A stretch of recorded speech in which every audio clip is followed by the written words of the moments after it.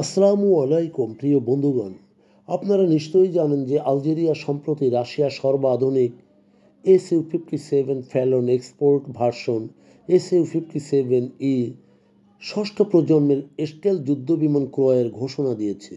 এটি শুধু আলজেরিয়ার জন্য কেবল যুদ্ধবিমান সংগ্রহ নয়, এই পদক্ষেপটি অনেক দিক থেকেই আন্তর্জাতিক ও আঞ্চলিক সমীকরণে একটি বড় পরিবর্তন নির্দেশ করে। প্রথমেই বলা যায়, আলজেরিয়া SU-57 ফাইটার কেন কিনবে বা কেন কিনছে। দীর্ঘদিন রাশিয়ার সাথে তাদের সামরিক সম্পর্ক গড়ে উঠেছে। আলজেরিয়া ইতিমধ্যেই SU-30MK ফাইটার এবং MiG-29 এবং S-300 ডিফেন্স সিস্টেম রাখে। আলজেরিয়ার এক বড় প্রতিদ্বন্দ্বী হলে মরক্কো, যাদের বিমান বাহিনীতে রয়েছে মার্কিন যুক্তরাষ্ট্রের অত্যাধুনিক F-16 ব্লক 70। সামরিক বিশ্লেষকরা মনে করেন যে SU-57 এর মতো আধুনিক স্টেলথ বিমান আলজেরিয়াকে এক ধরনের আক্রমণাত্মক শক্তিতে পরিপূরণ দেবে এবং আলজেরিয়ার পাইলটরা ইতিমধ্যেই রাশিয়ায় প্রশিক্ষণ নিচ্ছেন, যা ইঙ্গিত দেয় যে বিমানগুলো মাত্র আনুষঙ্গিক নয়, স্থায়ী এবং কার্যকর ফ্লোট গড়ার পরিকল্পনায় রয়েছে।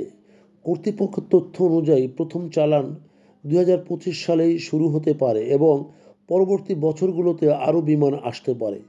কিছু রিপোর্ট বলছে মোট 12 থেকে 14টি SU-57E এর একটি বড় পার্টি চুক্তি করা হয়েছে।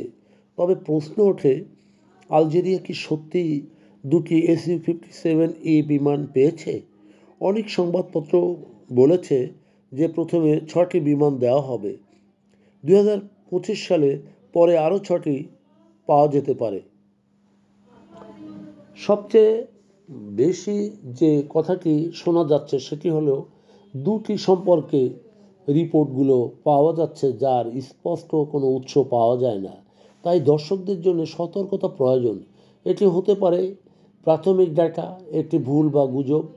আক্রমণের সম্ভাবনা ও প্রতিদ্বন্দ্বী দেশ আলজেরিয়া কেন স্টেলথ বিমান কিনছে তা শুধু প্রতিদ্বন্দ্বী দেশ হিসেবে সরকারের সামনে শক্তি প্রদর্শনী নয়, বরং আঞ্চলিক প্রভাব ও ভূমধ্যসাগরীয় এলাকায় নিরাপত্তাজনিত দীর্ঘমেয়াদী কৌশলগত পরিকল্পনা হিসেবে দেখা যেতে পারে। এছাড়াও রয়েছে লিবিয়ার মতো গৃহযুদ্ধ সংক্ষুব্ধ লিবিয়ার উপস্থিতি। স্টেলথ ফাইটার যেমন SU-57 রাডারে কম ধরা দেওয়ার সক্ষমতা রাখে এবং দ্রুত তরল মিশন চালাতে পারে, যা আঞ্চলিক সংঘর্ষ বা প্রতিহামলায় সম্ভাব্য শক্তি বৃদ্ধি করে। তবে আলজেরিয়ার পুরো সক্ষমতা নির্ভর করবে বিমান সংখ্যার উপর, প্রশিক্ষণ মান, লজিস্টিক সাপোর্ট এবং রক্ষণাবেক্ষণ ব্যবস্থার উপর। শুধুমাত্র কয়েকটি স্টেলথ বিমান সব বিষয়ে নির্ধারণ করতে পারে না, তবে এটি নিঃসন্দেহ যে শক্তির একটি বড় প্রতীক এবং প্রতিপাদ্য শক্তির জন্য একটি গেম চেঞ্জার হতে পারে। সামরিক সক্ষমতা বৃদ্ধিতে প্রভাব।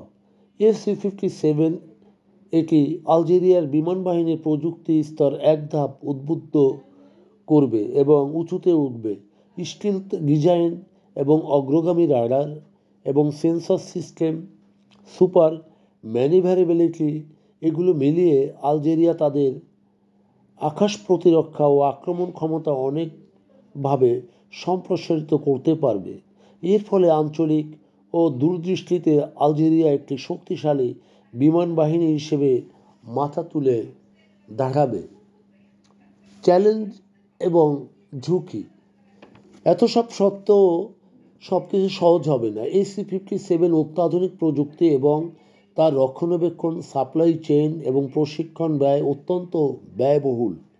আলজেরিয়ার জন্য বড় ধরনের চ্যালেঞ্জ হবে এই বিমানগুলোর সঠিক ব্যবহার বা দক্ষতা অর্জন বা দীর্ঘমেয়াদী স্থায়ী অপারেশন সব কিছু বজায় রাখা। এছাড়াও পরিসংখ্যানগতভাবে ভুল হয় বা তারা শুধু কয়েকটি বিমান পায়, তাহলে তাদের পরিপ্রেক্ষিতে যে সামরিক শক্তি বৃদ্ধি সেটি সীমিত হতে পারে। আলজেরিয়ার যে বিমান SU-57 চুক্তি কেবল একটি তখন অস্ত্র কেনা নয়, এটি আঞ্চলিক প্রভাব প্রতিদ্বন্দ্বীদেরকে এক ধরনের শক্তি প্রদর্শনও বটে এবং দীর্ঘমেয়াদে নিরাপত্তা ও কৌশলগত পরিকল্পনার অংশবিশেষ, যদিও দুটি বিমান পাবার ঘটনা ঘটে থাকে যা বিভিন্ন গণমাধ্যমে প্রকাশ পেয়েছে, তাহলে প্রথম চালান আরও বড় হবে, যা বিশ্লেষকদের অভিমত। যাই হোক, 6টি বা 2টি SU-57 স্টেলথ বিমান, যা ষষ্ঠ প্রজন্মের স্টেলথ বিমান, আলজেরিয়ার সামরিক সক্ষমতা উল্লেখযোগ্যভাবে বাড়িয়ে দেবে এবং উত্তর আফ্রিকা থেকে ইউরোপের ব্যবচ্ছেদ ভূমধ্যসাগর তীরবর্তী এক গুরুত্বপূর্ণ শক্তি হিসাবে আত্মপ্রকাশ করবে আলজেরিয়ার বিমান বাহিনী। প্রিয় বন্ধুগণ, যদি আমাদের এই তথ্য গল্প আপনার ভালো লাগে তাহলে লাইক এবং শেয়ার দিন, এবং আজ আমাদের সঙ্গে থাকার জন্যে ধন্যবাদ। আমাদের ফলো দিন এবং সাবস্ক্রাইব করুন।